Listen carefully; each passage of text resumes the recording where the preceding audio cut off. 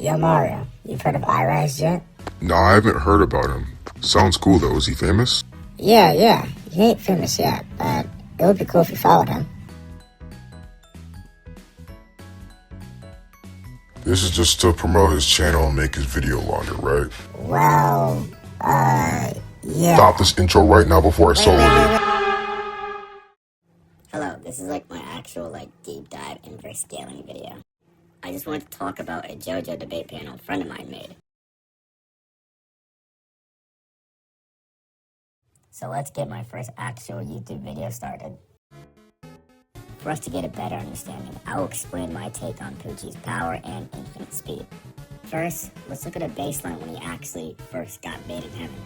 In the anime, when he first achieved made in heaven, the clock goes about 1 minute per second, which is about 60 miles per hour and about 26 meters per second. Remember, made in heaven accelerates over time, and this is just a baseline I'll use. Also, keep in mind, his ability is aging the universe through a phenomenon called gravitational time dilation. For his power, I won't go too deep into the universal scaling, even though it seems really obvious. For the sake of the video, we will be lowballing it significantly. In the show, we visually see Jolene and Pucci barraging each other with their stands. Jolene has shown her stand bear punching meteors by planet waves. Any damage inflicted on a stand is also inflicted on the user.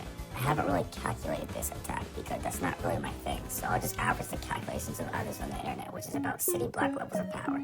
Now, I really want to talk about only 3 on here, so let me know if you want the other 2 or 3. The first one, surprisingly, I want to talk about is Vanilla Ice. Someone can argue that he scales to his stand's void, but that's just not true. As you know, most stands are just hacks abilities, and you don't specifically scale to those set abilities. So Pucci versus Vanilla Ice would just end up with Pucci demolishing Vanilla Ice. Next is Diablo.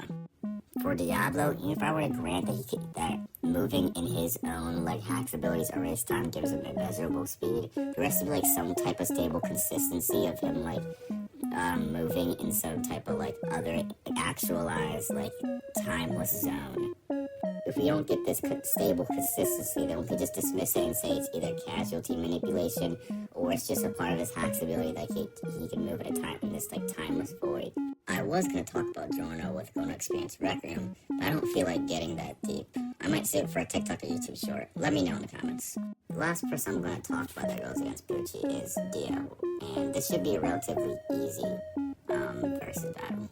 Pucci's durability and Star Platinum's punts have to have some type of semi or quarter relativity based on this. Even if they didn't, Pucci beat Jotaro by bypassing his durability by purely slicing him with his accelerated speed and AP. Jotaro in his fight with Dio goes relative to him multiple times. I could safely say Pucci would just do the exact same to Dio.